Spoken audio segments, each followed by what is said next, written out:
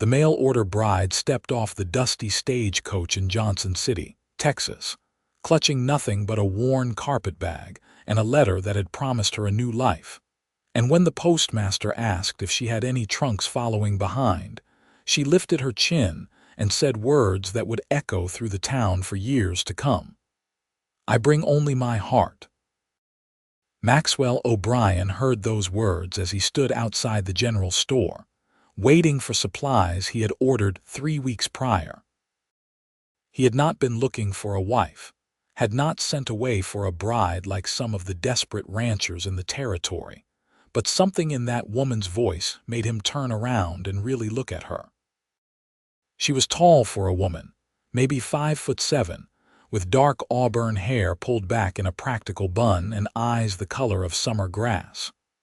Her dress was patched in 2 places he could see, faded from what might have once been a deep blue to something closer to dusty gray. But she stood straight, shoulders back, as if daring anyone to pity her. The postmaster, old Harold Jenkins, scratched his gray beard and looked uncomfortable. "Well now, miss, the thing is, we ain't had no word about any mail-order bride coming in. You sure you got the right town?" The woman's face paled slightly, but her voice remained steady. "Johnson City, Texas. That is what the letter said, from a Mr. William Hutchins." Harold's expression shifted to something like sympathy mixed with awkwardness. "Oh, miss, I am real sorry to tell you this, but William Hutchins passed on about 2 months back. Caught a fever that swept through here. He never mentioned nothing about sending for a bride before he died." Maxwell watched the woman's composure crack just slightly, a tremor passing through her hands before she clasped them together tightly. "I see," she said quietly. "I used every cent I had to come here. I have no money for a return ticket." "You got family back east?" Harold asked. "No." The single word was firm, final. "There is nothing for me back there."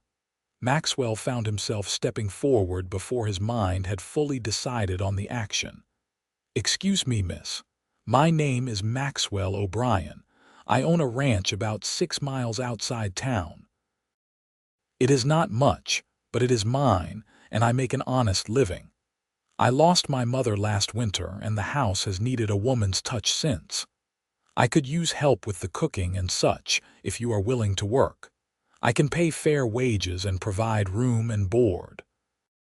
The woman turned those green eyes on him, studying his face with an intensity that made him feel exposed. He was 32 years old, weathered by sun and wind, with dark brown hair that was perpetually in need of a trim and blue eyes that his mother had always said were his best feature. He was not a handsome man by most standards, but he was honest, and he hoped that showed in his face.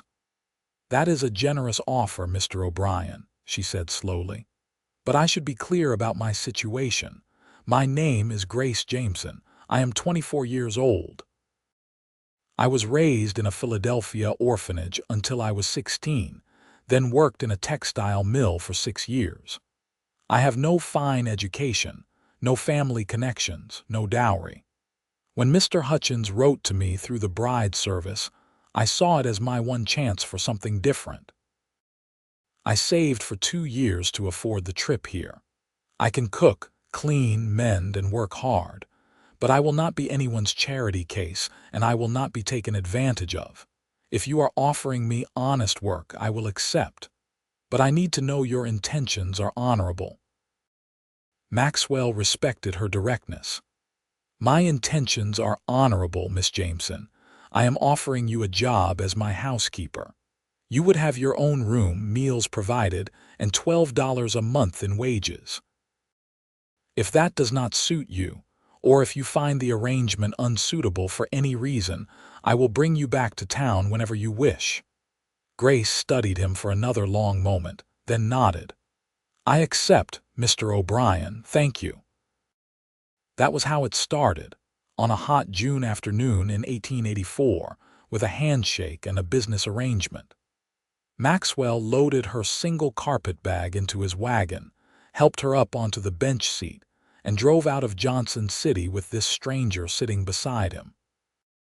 The ride to his ranch was quiet at first. The landscape rolled past them, all brown grass and scattered mesquite trees, with the sun beating down mercilessly. Maxwell kept stealing glances at his new housekeeper, wondering what had possessed him to make such an impulsive offer. He had managed alone for 6 months since his mother's death, and while the house had certainly gotten messier and his meals had become repetitive, he had survived. "What made you take a chance on a mail-order bride arrangement?" he asked finally, because the silence was becoming uncomfortable. Grace kept her eyes on the horizon. "In Philadelphia, I had 3 choices. Stay in the mill until my lungs gave out from the lint and I died at 40. Marry one of the men from the tenements who drank away their wages and beat their wives, or take a chance on something unknown." The unknown seemed like the best option. "That is a hard way to grow up. It was the only way I knew." She turned to look at him then. "What about you, Mr. O'Brien? Why do you live alone on a ranch? Why did you never marry?" "I was engaged once," Maxwell said, surprising himself with his honesty. 7 years ago. Her name was Lydia. She was the banker's daughter in town. Pretty, educated, refined. But when she saw the ranch, saw what my life actually was, she changed her mind. Said she had not realized how primitive it would be, how isolated. She married a lawyer from Austin instead. "I am sorry," Grace said, and she sounded like she meant it. "I am not anymore. If she could not love the life I had to offer, then it would not have worked anyway." He glanced at Grace. "I should tell you the ranch house is small. 2 bedrooms, a main room, and a kitchen. It is clean, but it is basic. No fancy furniture or decorations. Mr. O'Brien, I lived in an orphanage where 40 girls shared 1 room. Then I rented a corner of a room with 3 other mill girls. I am sure your house will seem like a palace to me." When they arrived at the ranch an hour later, Maxwell felt an unusual nervousness as he helped Grace down from the wagon. He tried to see his property through her eyes. The house was a simple wood frame structure he and his father had built 20 years ago, painted white but now faded to gray in places. There was a barn, a corral with 6 horses, and about 300 acres of grazing land stretching out behind. It was not impressive, but it was his. Grace stood looking at the house for a long moment, then turned to him with something like relief in her eyes. "It is beautiful, Mr. O'Brien. It is a real home." He felt a warmth in his chest at her words. "Let me show you inside."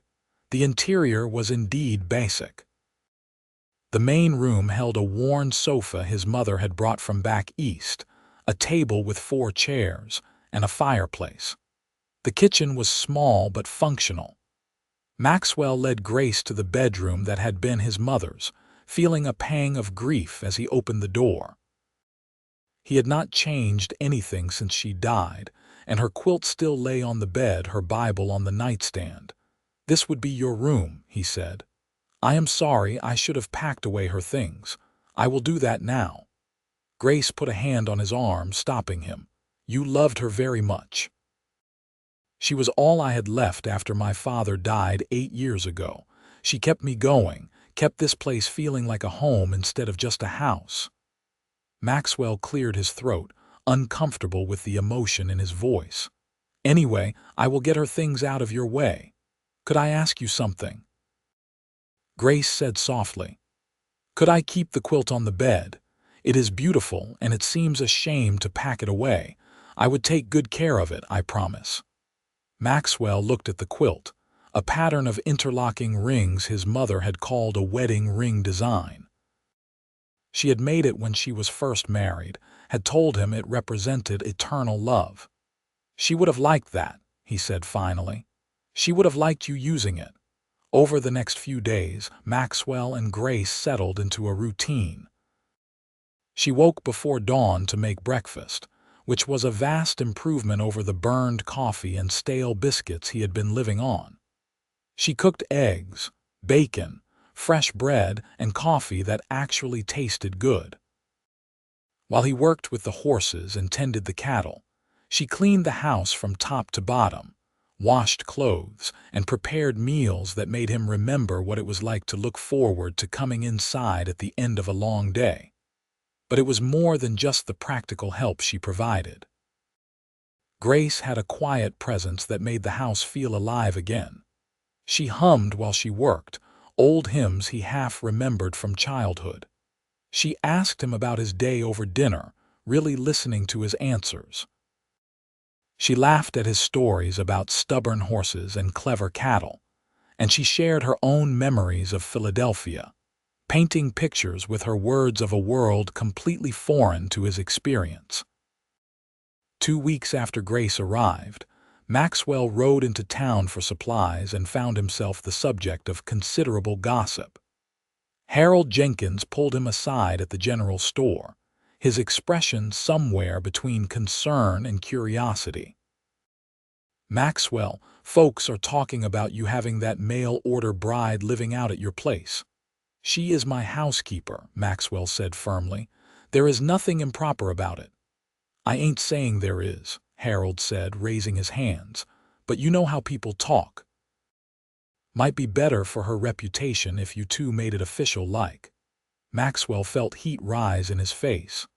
"I offered her honest work, Harold.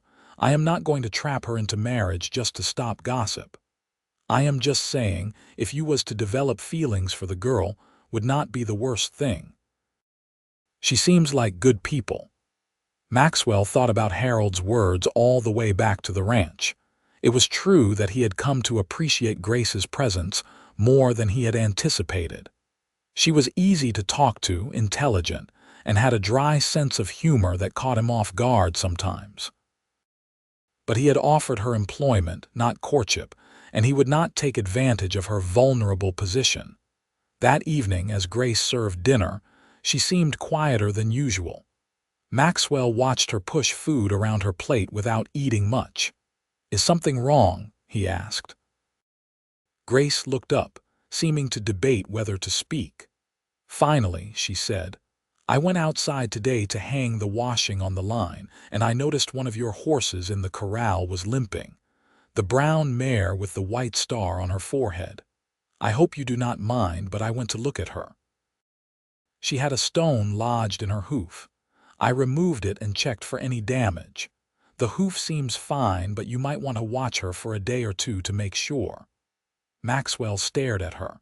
"You know horses. The orphanage where I grew up was on the edge of the city. There was a livery stable next door.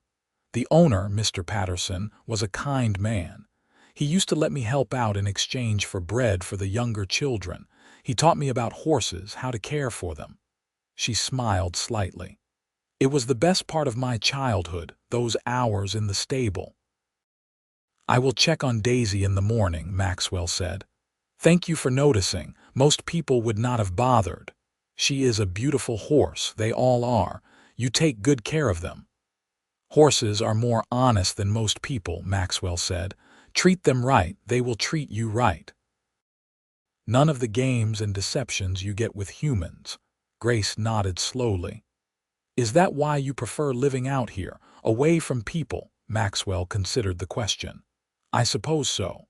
After Lydia left, I found I did not much care for the social niceties of town life. Out here, things are simpler. You work hard, the land provides. You treat your animals with respect, they serve you well. There is a honesty to it." "I understand that," Grace said. "At the mill, everything was about appearances. The girls who dressed nicer got better treatment from the foreman, even if they did worse work. The owners cared more about profits than people. Girls got hurt, sick, and they were just replaced. There was no honesty in any of it.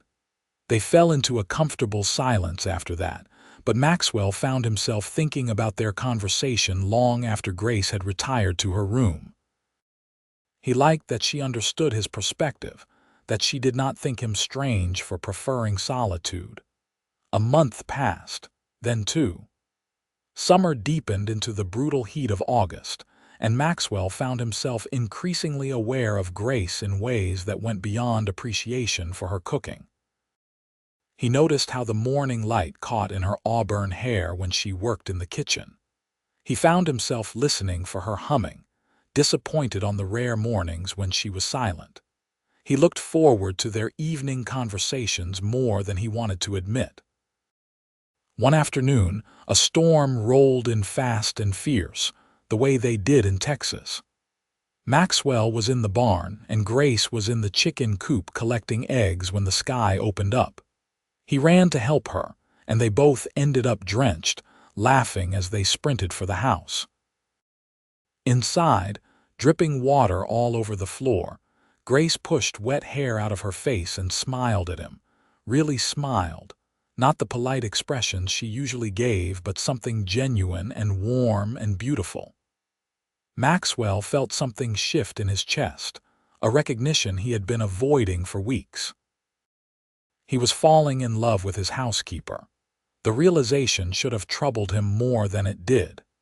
He knew the complications, knew that Grace might feel obligated to return any feelings he expressed because she depended on him for her livelihood. But he also knew, with a certainty that surprised him, that he wanted her to stay not as his employee but as his wife, his partner, his companion for whatever years they had left. But how did he tell her that without making her feel trapped? Grace changed into dry clothes and made coffee while Maxwell lit a fire to take the chill off the rain-cooled air. They sat together on the sofa, cups warming their hands, watching the storm through the window. "I have been thinking," Grace said suddenly. "My 3 months will be up soon." Maxwell's heart sank. He had not realized she was counting. "Are you unhappy here?" "No," she said quickly. "No, that is not what I meant. I am happier here than I have been anywhere in my life. That is actually the problem." "I do not understand." Grace set down her coffee cup and turned to face him. "Maxwell, I need to tell you something. When I stepped off that stagecoach and learned that Mr. Hutchins had died, I was terrified. Not sad because I had never met the man, but terrified because I had no money, no prospects, nowhere to go. When you offered me work, it felt like a miracle. These past 2 months have been wonderful. You treat me with respect, you listen when I talk, you have made me feel like a person instead of just a pair of hands to do work. And that is why I need to know what happens when winter comes." "What do you mean?" "I mean, is this temporary? Will you want me to leave when you do not need as much help? I need to know so I can prepare, so I can start saving money for whatever comes next. I cannot let myself get too comfortable if this is not permanent." Maxwell set down his own cup and took a deep breath. "Grace, I need to be honest with you. I have not been thinking of this as a temporary arrangement for a while now. In fact, I have been thinking about something very different." He met her eyes. "But I do not want you to feel pressured. Your position here as my housekeeper is secure for as long as you want it. I will put that in writing if it would make you feel better. You do not have to worry about me turning you out." "What have you been thinking about?" Grace asked softly. This was the moment. Maxwell knew he could deflect, could keep things safe and simple. But he was tired of being alone, tired of being careful, and he had learned from Lydia that honesty, even painful honesty, was better than building a life on false pretenses. "I have been thinking about asking you to marry me," he said. "Not because I need a housekeeper or because of town gossip or for any practical reason, but because I have come to care for you, Grace. More than care for you. I love talking to you. I love hearing you hum in the mornings. I love how you notice when a horse is limping, and how you laugh at my terrible jokes, and how you have brought life back into this house. I am falling in love with you, and I wanted you to know that. But I also want you to know that changes nothing about your position here. You are free to stay as long as you want, with no expectations, no obligations. I will never use my position to pressure you." Grace stared at him, her green eyes wide.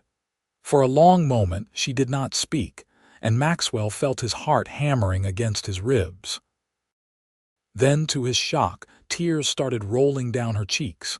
"Grace, I am sorry. I should not have said anything. Please do not cry." "No," she said, her voice thick with emotion. "No, I am crying because I am happy." "Maxwell, do you know what it is like to spend your whole life believing you are not the kind of person who gets a happy ending? In the orphanage, we were told we should be grateful for any work we could find, any man who would take us. At the mill, I saw girls marry men who treated them like property at best, like punching bags at worst. When I decided to answer Mr. Hutchins's advertisement, I was not hoping for love.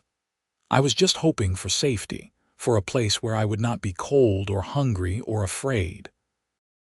And then I got here and found him dead, and I thought that was it. That was my one chance gone." She reached out and took Maxwell's hand. "But then you offered me work, and you have been so kind, so respectful. You talk to me like my thoughts matter. You listen. You make me laugh. And I started hoping for something I thought I had no right to hope for. I started hoping you might see me as more than just an employee. That maybe, if I worked hard enough, proved myself worthy enough, you might come to care for me." "Grace," Maxwell said, hardly daring to believe what he was hearing. "Are you saying, I am saying I love you too?" Grace said, smiling through her tears. "I have loved you since that first week, when you helped me hang curtains and you talked about your mother, and I saw how gentle you were with the horses. I have been terrified that I was fooling myself, that I was reading too much into your kindness. I never imagined you might feel the same way." Maxwell felt like he could hardly breathe.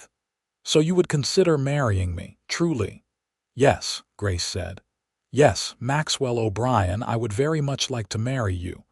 He kissed her then, a soft, tentative kiss that tasted of coffee and rain and new beginnings. When they pulled apart, both of them were smiling like fools. "We should probably court properly for a while," Maxwell said. "Give people time to get used to the idea. I do not want anyone thinking I took advantage of you." Grace laughed. "Maxwell, we have been living together for 2 months. I think conventional courtship is already out the window, but if you want to take things slow, we can do that." "I want to do whatever makes you comfortable," Maxwell said. "We can get married tomorrow or a year from now. As long as I know you are going to be here, I can wait. How about a month?" Grace suggested. "That gives us time to plan a small wedding, for me to make a decent dress, and for you to inform the town without it being a complete shock. A month sounds perfect." They spent the rest of the evening making plans, talking about the future in a way Maxwell had not done since before Lydia left. Grace wanted to expand the vegetable garden, maybe get some chickens laying better. Maxwell talked about buying a few more head of cattle, building up the herd. They discussed small improvements to the house. Nothing fancy, but things that would make it more comfortable. It was all wonderfully ordinary and domestic, and Maxwell found himself more excited about the future than he had been in years. The next day, Maxwell rode into Johnson City to speak with Reverend Thomas about performing the ceremony and to order a few supplies for the wedding. He had barely dismounted before Harold Jenkins hurried over, clearly bursting with curiosity. "Maxwell, did not expect to see you in town so soon." "Everything all right at the ranch?" "Everything is fine, Harold. Actually, everything is better than fine. I came to speak with the Reverend about performing a wedding ceremony." Harold's eyebrows shot up. "A wedding? Who is getting married?" "I am. Grace agreed to marry me. We are planning the ceremony for a month from now." Harold's face broke into a wide grin. "Well, I will be damned. Good for you, Maxwell. That girl seems like she has a good head on her shoulders. Congratulations." Word spread through town with the speed Maxwell had expected. By the time he finished his business and was ready to head back to the ranch, At least a dozen people had stopped him to offer congratulations, including Sarah Martin, who owned the general store with her husband. "Maxwell, I am so happy for you," Sarah said warmly. "I met Grace when she first arrived, and she seemed like a sweet girl. You bring her by the store this week. I want to help her with dress fabric and such.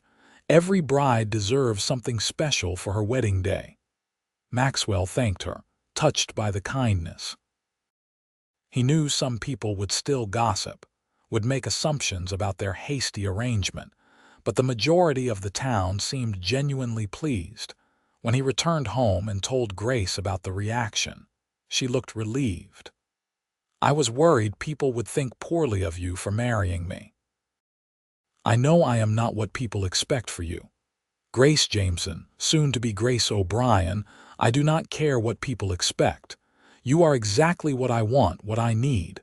Do not ever doubt that." The next month passed in a blur of preparation and anticipation.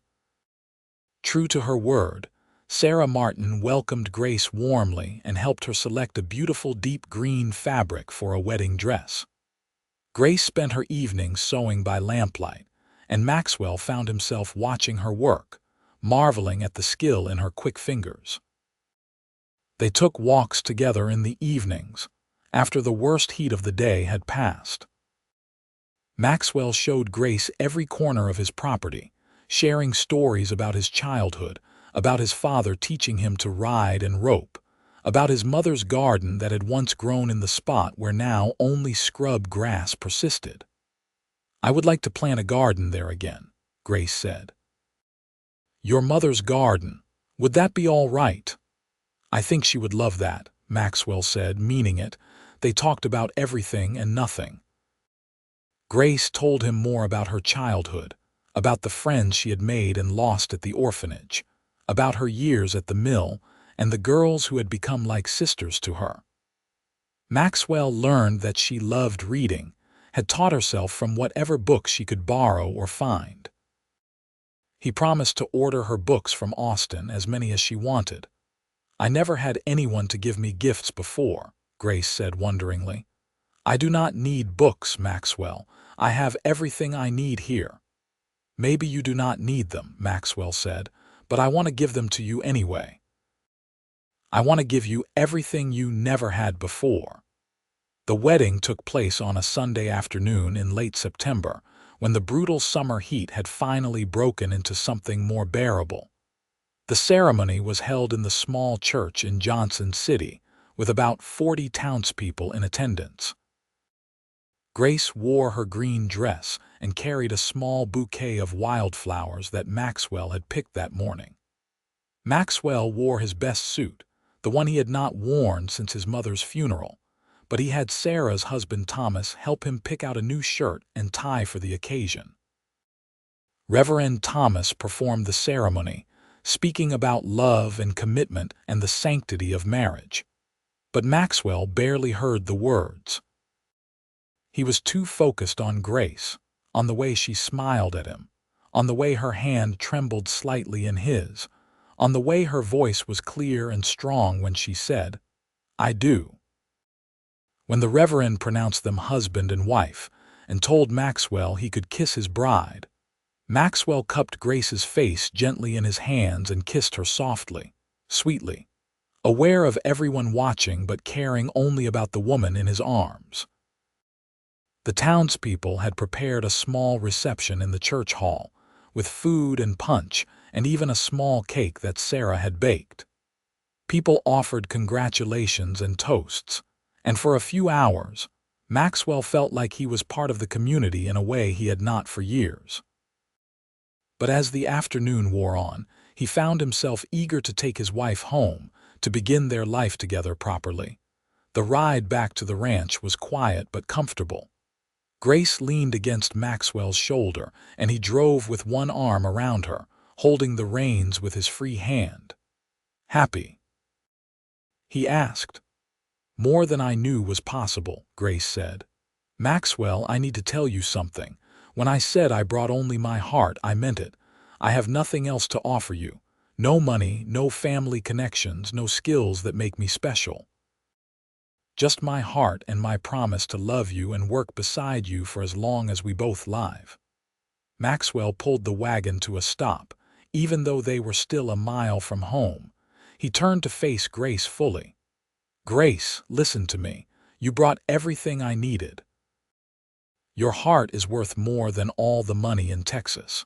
Your company is worth more than any family connection. Your skills are exactly what I need because you know how to work hard, how to face difficulties, how to keep going even when things are hard. But more than any of that, you make me laugh. You make me want to come home at the end of the day. You make this life feel like more than just surviving. You make it feel like living. So do not ever think you brought nothing. You brought everything."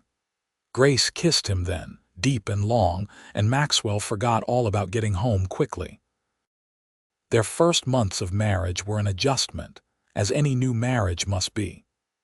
They learned each other's rhythms and habits, learned how to share space as partners rather than employer and employee. There were small conflicts, like when Maxwell came inside with muddy boots and tracked dirt across Grace's clean floors, or when Grace reorganized the barn and Maxwell could not find anything for a week. But they learned to communicate, to apologize, to compromise. Winter came, cold and harsh. Maxwell was grateful every day that he was not facing it alone. Grace kept the house warm and welcoming, kept them fed with hearty stews and fresh bread, kept him company on long evenings when there was little work that could be done outside. They read together by firelight, Maxwell stumbling through the books he had ordered for Grace while she listened patiently and helped him with words he did not know. They talked for hours, learning more about each other, building the foundation of their life together. They also discovered the physical joys of marriage, learning each other's bodies with the same patience and communication they brought to the rest of their relationship. Maxwell had been with women before, but never like this, never with this combination of love and desire and complete trust. Grace, who had no experience at all, approached their intimate life with the same practical courage she brought to everything else. And Maxwell fell more in love with her every day. Spring arrived, bringing new life to the ranch.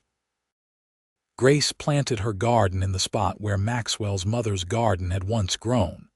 She worked the soil with determination, planting vegetables and herbs and even a few flowers.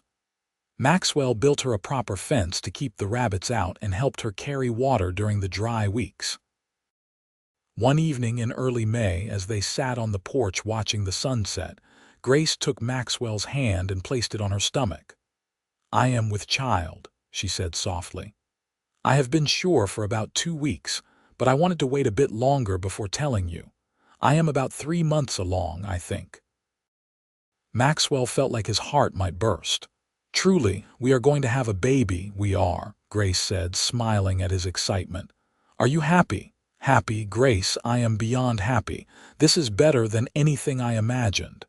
He pulled her close, kissing her temple. "Are you all right? Do you feel well? Should you be working in the garden in your condition?" Grace laughed. "Maxwell, women have been having babies and working for thousands of years. I am fine. A little tired sometimes, a little sick in the mornings, but fine. I am not fragile." "I know you are not fragile," Maxwell said. "But let me take care of you anyway. Let me make this easier for you." Over the next months, Maxwell was true to his word. He took over the heavier chores, insisted Grace rest more, worried over her constantly. Grace tolerated his hovering with amused patience, occasionally reminding him that pregnancy was natural, not an illness. But Maxwell could not help it. The thought of becoming a father filled him with equal parts joy and terror. Sarah Martin became a regular visitor, bringing supplies and advice. She had 4 children of her own and took Grace under her wing, teaching her about what to expect during labor and how to care for a newborn. Maxwell was grateful for her help, especially since Grace had no mother or female relatives to guide her through this experience. One afternoon in late July, Grace gave a sharp gasp while kneading bread and grabbed the table edge. Maxwell, who had been bringing in firewood, dropped the logs and rushed to her side. "What is wrong? Is it time?" "I think so," Grace said, her face pale. "My water just broke. The baby is coming." Maxwell felt panic surge through him. "It is too early. You said September." "Babies come when they are ready, not when we plan for them," Grace said, trying to smile but wincing as another pain hit her. "Maxwell, I need you to ride to town and get Sarah. Fast." Maxwell did not want to leave her, but he knew Sarah's experience would be invaluable. He rode faster than he had ever ridden, his heart pounding with fear. What if something went wrong? What if he lost Grace, lost this woman who had become his entire world?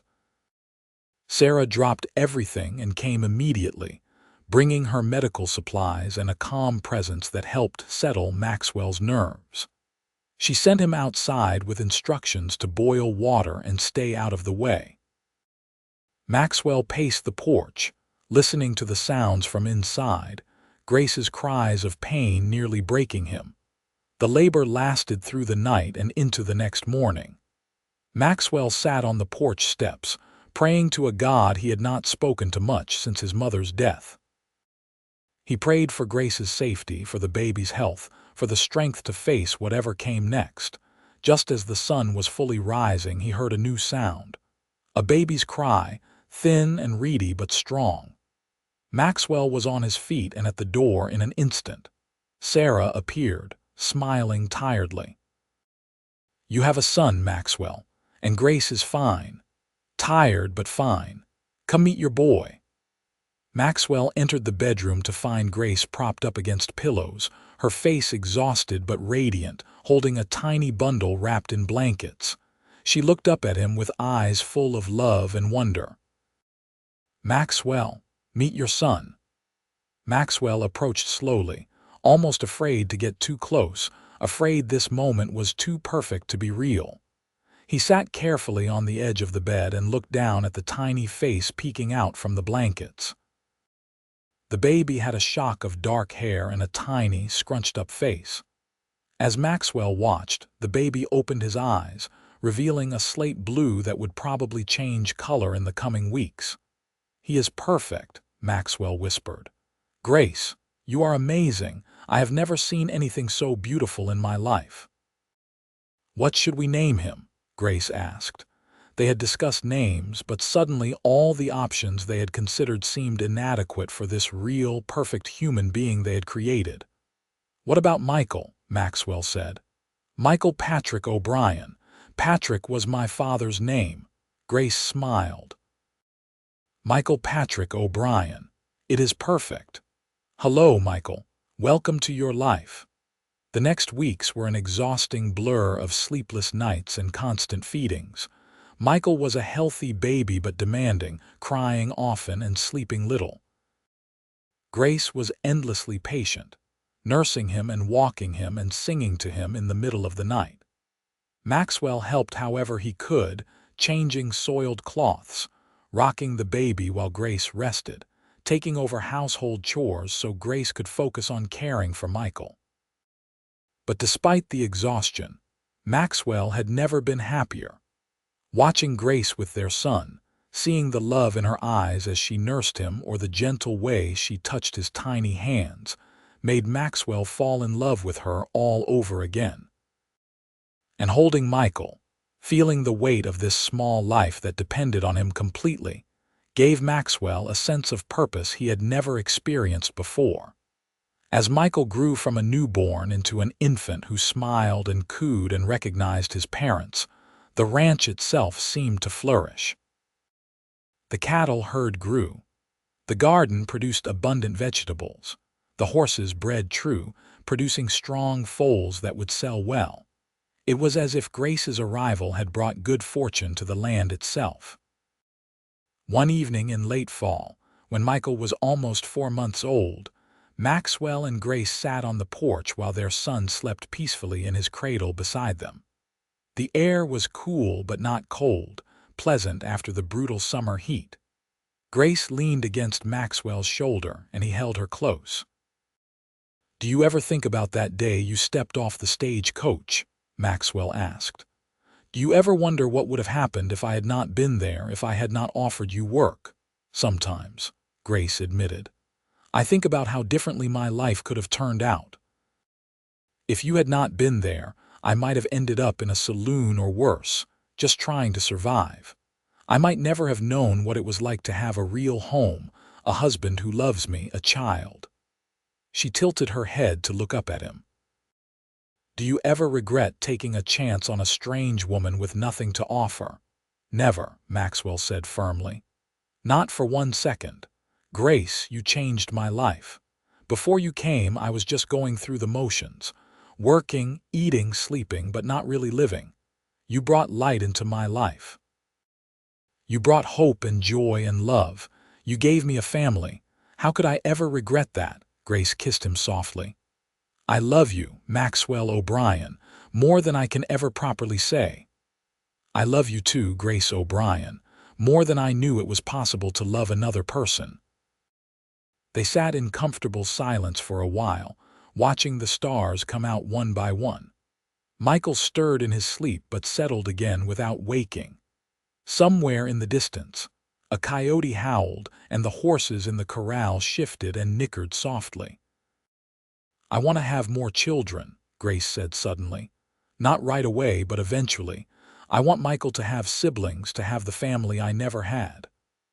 "I want that too," Maxwell said. "As many as you are willing to give me. I want this house full of children and noise and life." "We will need to add on to the house," Grace said practically. "Maybe another bedroom or two." "I can do that. Next spring I will build an addition, nothing fancy but solid and warm." They continued to plan for their future, their voices soft so as not to wake the baby. They talked about teaching Michael to ride, about building up the ranch so there would be something substantial to pass on to their children, about growing old together on this land they both loved. The years that followed were good ones, full of hard work and simple pleasures. True to his word, Maxwell built an addition onto the house the following spring, adding 2 more bedrooms and expanding the kitchen. Grace's garden continued to flourish, providing vegetables for their table and enough extra to sell in town. The ranch prospered, allowing them to hire occasional help during busy seasons, though they still did most of the work themselves. When Michael was 2 years old, Grace gave birth to a daughter they named Margaret Rose, whom they called Maggie. She had Grace's auburn hair and Maxwell's blue eyes, and she was a calmer baby than Michael had been, content to observe the world with solemn attention. Michael adored his baby sister, wanting to help with everything, bringing her toys and patting her gently while saying "baby" with great importance. 2 years after Maggie's birth, another son arrived, Thomas James, whom they called Tommy. He was a happy, laughing baby who seemed to find joy in everything. With 3 children under 5 years old, the house was indeed full of noise and life, exactly as Grace had wanted. Maxwell sometimes stood in the doorway and watched his family, his heart so full it ached. Grace, still beautiful but now with a few threads of silver in her auburn hair, laughed lines around her eyes that had not been there when she first arrived. Michael, already showing signs of becoming a responsible older brother, helping with the younger children without being asked. Maggie, serious and thoughtful, always watching everything with those observant eyes. And Tommy, their surprise blessing, bringing laughter to even the most difficult days. The ranch continued to grow and prosper. Maxwell's reputation as a fair dealer and skilled horseman brought buyers from as far as Austin and San Antonio. Grace's butter and cheese became popular in town, providing extra income. They were not wealthy by any means, but they were comfortable, secure in ways that neither of them had been before they found each other. Sarah Martin remained a close friend, her own children growing up alongside the O'Brien children. Harold Jenkins retired from the post office and spent his days telling exaggerated stories to anyone who would listen, including the tale of the mail-order bride who brought only her heart and won the heart of the town's most confirmed bachelor. Reverend Thomas continued to lead the church, now occasionally asking Maxwell to serve as a deacon, a request Maxwell accepted with humility. But life was not without its challenges. When Michael was 7, a drought hit Texas hard. The grass turned brown and brittle, water sources dried up, and cattle prices dropped as everyone tried to sell their herds before the animals starved. Maxwell worked from before dawn until after dark, hauling water, moving cattle to whatever grazing could be found, making impossible decisions about which animals to sell and which to try to save. Grace worked just as hard, keeping the household running on even tighter resources than usual, making meals from almost nothing, mending clothes until they could be mended no more. But she never complained, never suggested they give up or leave. She was his partner in every sense of the word, standing beside him through the hardest times. The drought finally broke after 8 long months, and the rains that came were like a blessing from heaven. The land slowly recovered, grass grew green again, and the remaining cattle began to put on weight. It took 2 years to rebuild the herd to where it had been, but they managed it through hard work and determination. Through it all, their marriage remained strong. They still talked every evening, still shared their hopes and worries, still laughed together. They had grown from young lovers into seasoned partners who knew each other's strengths and weaknesses, who could work together seamlessly, who trusted each other completely. When their youngest, Tommy, turned 5 years old, Grace told Maxwell she thought they were done having children. She was 34 years old, and while she was still healthy and strong, the last pregnancy had been harder than the previous ones. 3 children is a good number, she said. Michael will have the ranch when we are gone. Maggie is smart as a whip and already reading better than kids twice her age. We can send her to a good school when she is older, make sure she has opportunities I never had. And Tommy is our joy, our happy surprise. I am content, Maxwell. Are you? I am more than content, Maxwell assured her.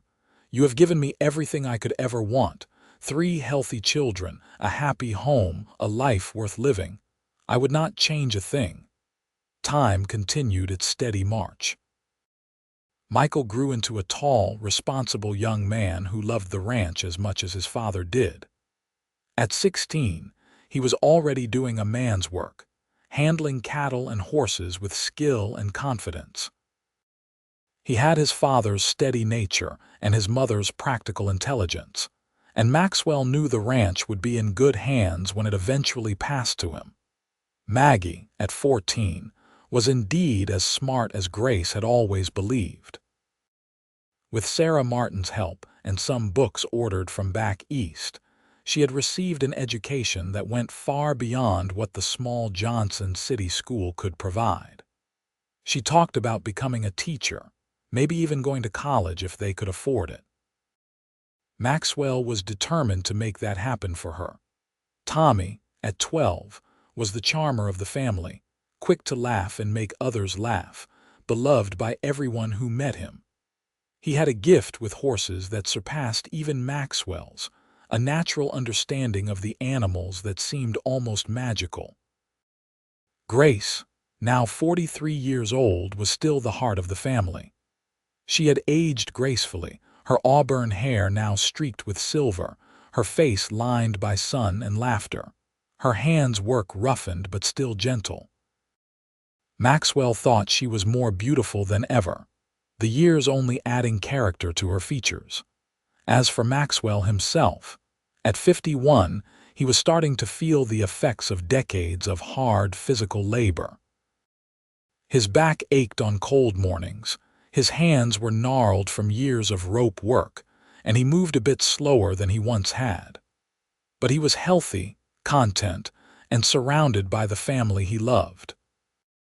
One evening in late spring, with the entire family gathered for dinner, Michael cleared his throat nervously.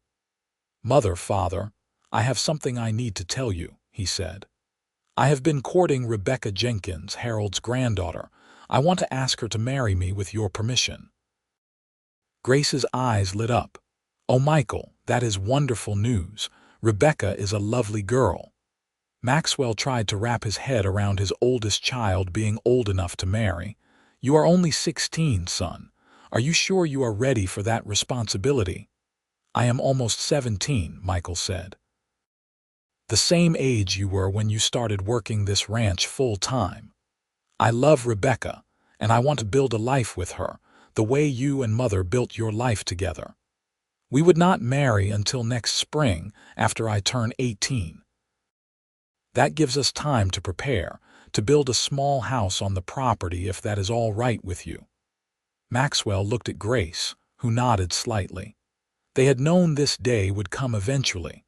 Michael was a good, responsible young man. He would make a fine husband. "You have our blessing," Maxwell said. "I will help you build the house.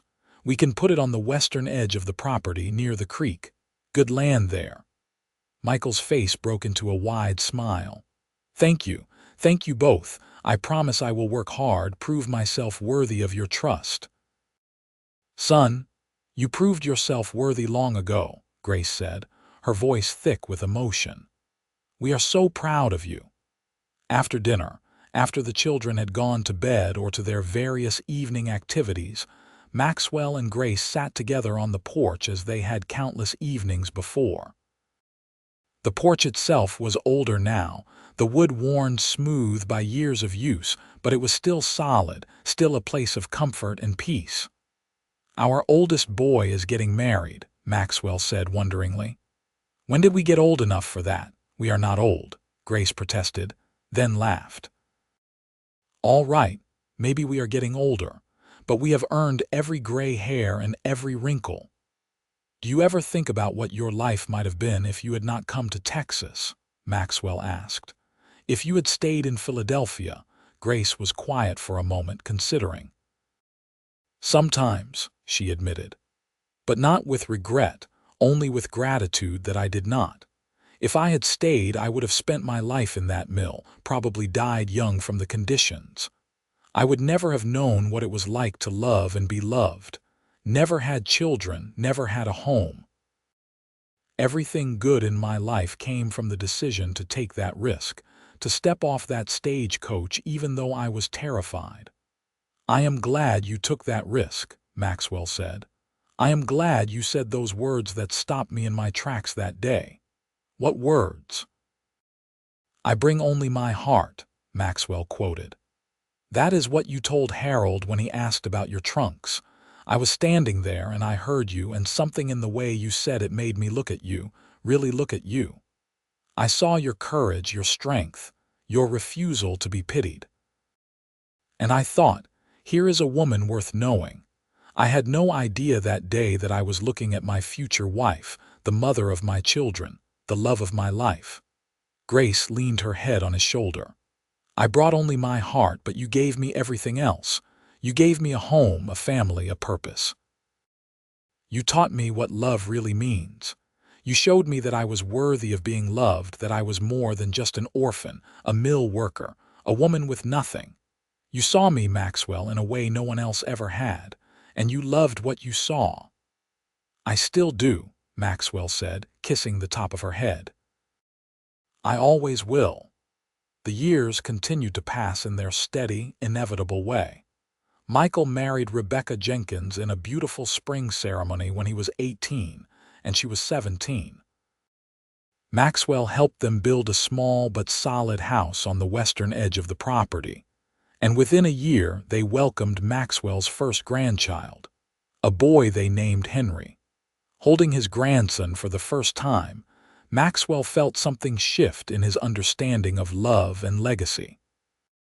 This tiny child was connected to him by blood, would carry the O'Brien name into the future, represented the continuation of everything Maxwell and Grace had built together.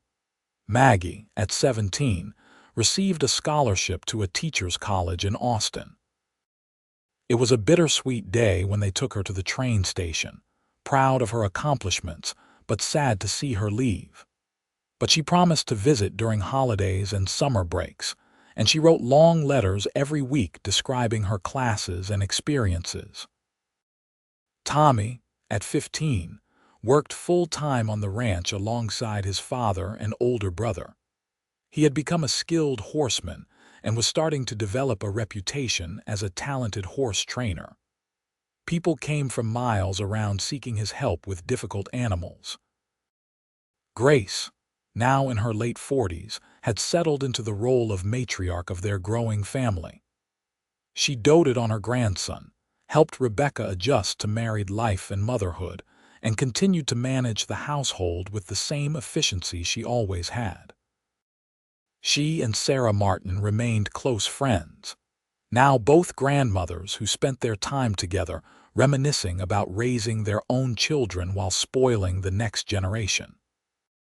Maxwell, approaching his 60s, had officially turned over most of the day-to-day ranch operations to Michael, though he still worked alongside his sons when his health allowed. His hands were more gnarled than ever, his back ached most mornings, but he was content in a way he had never imagined possible in his younger years. One afternoon, as Maxwell sat on the porch watching Tommy work with a young horse in the corral, Grace came out and sat beside him. She moved a bit slower than she once had, her auburn hair now more silver than red, but to Maxwell she was still the most beautiful woman in the world. "You remember when I first arrived?" Grace asked. 28 years ago this month. I was so young, so scared. I thought I was being brave, but really I was just desperate." "You were brave," Maxwell insisted. "Bravery is not the absence of fear. It is moving forward despite the fear. You were terrified, but you did not let that stop you. You took a chance on an unknown future, on a stranger offering you work, on building a life in a place completely foreign to everything you had known. That took real courage. We have had a good life, have not we?" Grace said softly. "Not perfect, not easy, but good." "Better than good," Maxwell said. "Grace, these past 28 years have been the best of my life. Every challenge we faced together. Every joy we experienced, we shared. You made me a better man than I would have been without you." Grace took his hand, her fingers still fitting perfectly with his despite the arthritis that plagued them both now. "I love you, Maxwell O'Brien. I have loved you since that first month when you were so kind to me, so patient. I will love you until my last breath and beyond." "I love you too, Grace O'Brien. You brought only your heart, but that was everything I needed." They sat together in comfortable silence, watching their youngest son work with the horse, watching the sun begin its descent toward the horizon, feeling the cool evening breeze that brought relief from the day's heat. This was their life, simple and ordinary and absolutely perfect. More years passed. Michael and Rebecca had 3 more children, giving Maxwell and Grace a total of 4 grandchildren from their oldest son. Maggie graduated from her teaching college and took a position at a school in Austin, where she met and married a fellow teacher named Daniel Foster. They had twins, a boy and a girl, adding 2 more grandchildren to the growing family. Tommy, at 23, married a local girl named Catherine, and they settled in the house Michael and Rebecca had first occupied, as Michael's family had grown and they had built a larger house closer to the main ranch house. Tommy and Catherine's first child, a daughter named Grace after her grandmother, was born a year later. The ranch continued to prosper under Michael's management, and the O'Brien name became synonymous with quality horses and fair dealing throughout Central Texas. The family's reputation was solid, built on decades of hard work and honest business practices. Maxwell, now in his early 70s, had finally truly retired from active ranch work. His body simply would not allow the physical labor anymore, though his mind remained sharp, and his advice was still sought by his sons. He spent his days on the porch or in the house, playing with grandchildren when they visited, reading the books Grace still ordered for him, and most of all spending time with his wife. Grace, in her late 50s, was also slowing down, though she remained the heart of the family. The grandchildren adored her, and she told them stories about growing up in Philadelphia, about the mills and the orphanage, about the day she stepped off the stagecoach with nothing but a carpet bag and a heart full of desperate hope. She wanted them to understand where they came from, to appreciate the life they had. One evening in early autumn, Grace complained of feeling tired and went to lie down earlier than usual. Maxwell checked on her an hour later and found her sleeping peacefully, so he let her rest. In the morning, when he went to wake her, he found her still sleeping, but something was wrong. She would not wake up. The doctor came quickly, summoned by Tommy, who rode to town at breakneck speed. Dr. Anderson, who had treated the family for 20 years, examined Grace thoroughly while Maxwell hovered anxiously nearby. "She has had a stroke, Maxwell," the doctor said quietly. "A significant one. She is alive, but she may not wake up. Even if she does, she will likely have difficulty speaking, moving. I am so sorry." Maxwell felt like the earth had dropped out from under him. Grace, his Grace, who had been fine just yesterday, who had been laughing with him at dinner, was now lying unconscious, possibly dying. The family gathered quickly. Michael and Rebecca came immediately, bringing their children. Tommy and Catherine arrived within the hour. Even Maggie managed to get there within 2 days, having received an urgent telegram and taken the first train from Austin. For 4 days, Grace remained unconscious while Maxwell sat by her bedside, holding her hand, talking to her, begging her to come back to him. He told her about everything she would miss if she left now, about grandchildren who needed her, about how much he still needed her. He reminded her of their life together, of everything they had built, of how much he loved her. On the 5th day, Grace's eyes fluttered open. Maxwell was immediately alert, leaning forward to look into those green eyes he had loved for nearly 3 decades. "Grace, can you hear me?" Grace's mouth moved, but no sound came out. Maxwell could see the frustration in her eyes, the struggle to communicate. Finally, she managed a single word, slurred but understandable. "Love." "I love you too," Maxwell said, tears streaming down his face. "I love you so much. You are going to be all right. You are going to get better." But they both knew that was not entirely true. Grace did improve over the following weeks and months, but she never fully recovered. She learned to walk again with the help of a cane, though one side of her body remained weak. Her speech improved but never returned to normal. She got frustrated sometimes, angry at her body's betrayal, but she never gave up trying. Maxwell cared for her with the same love and devotion she had shown him for so many years. He helped her dress, brought her meals, read to her when she grew tired of struggling with the books herself. He never complained, never showed anything but love and patience, even on the difficult days when Grace was frustrated and angry and took it out on him. "You should not have to do this," Grace said one day, words coming slowly but clearly. "I am supposed to care for you." "Grace, you have cared for me for 32 years, Maxwell said. "You left everything you knew to build a life with a stranger. You worked from dawn to dusk making this house a home. You bore and raised 3 amazing children. You stood by me through droughts and difficulties and every challenge life threw at us. Let me care for you now. It is my turn."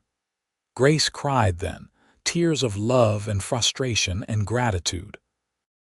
2 years after Grace's stroke, when she was 60 and Maxwell was 74, they celebrated their 34th wedding anniversary surrounded by their children's spouses, and 9 grandchildren. It was a beautiful autumn day, warm but not hot, with a clear blue sky stretching endlessly overhead. Michael had organized the celebration, setting up tables in the yard, bringing food and decorations. The grandchildren ran around playing while the adults talked and laughed. Grace sat in a comfortable chair Maxwell had carried outside for her cane leaning against the armrest, a blanket across her lap despite the warm weather. Maxwell sat beside her, holding her hand as he had held it for thousands of days before.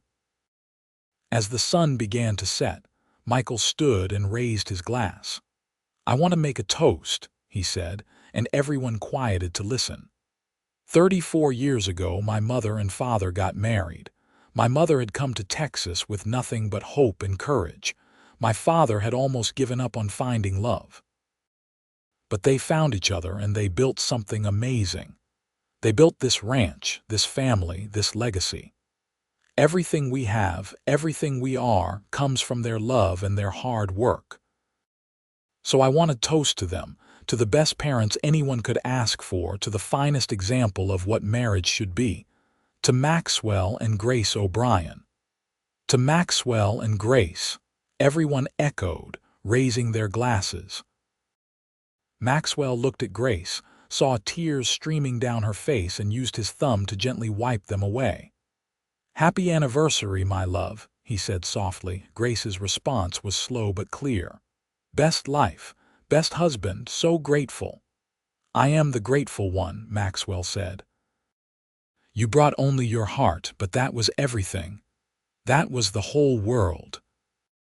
Grace leaned her head on his shoulder, and they sat together watching their family, watching the sun set over the land they had worked together for so many years, feeling the deep contentment that comes from a life well lived and love well shared. That night, after everyone had gone home and Maxwell had helped Grace into bed, he lay beside her in the darkness, listening to her breathing. She reached for his hand, her grip weaker than it once was, but still there, still real, still the hand he had held through 3 decades of joys and sorrows.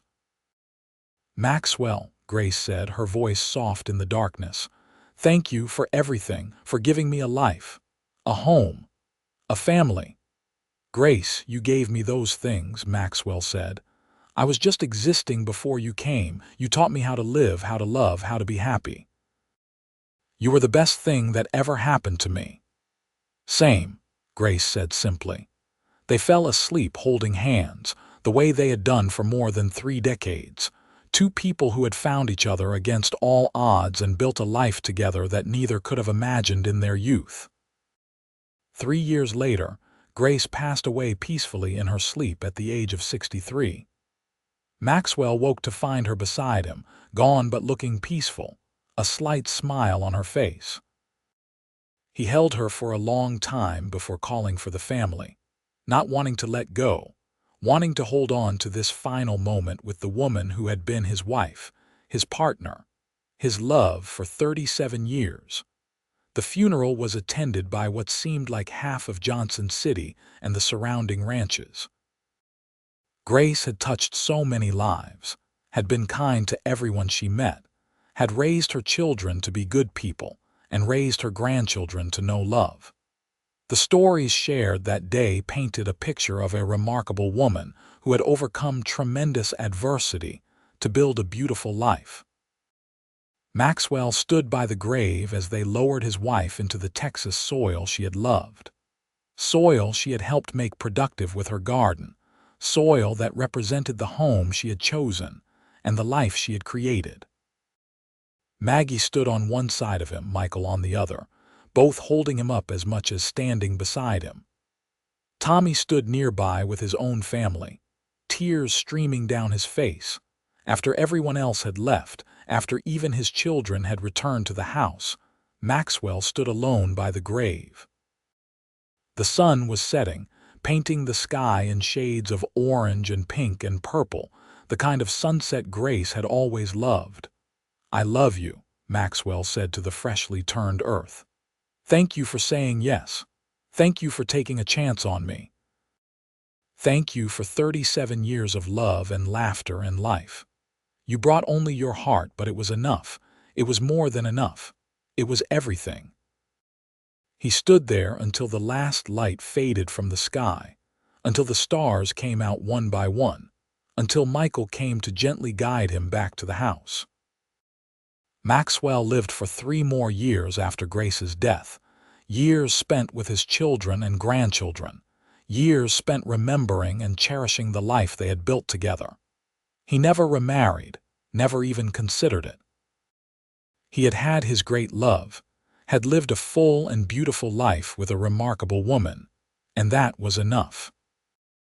On a warm spring afternoon in 1924, 40 years almost to the day after he had first seen Grace step off that stagecoach, Maxwell O'Brien passed away in his sleep at the age of 77.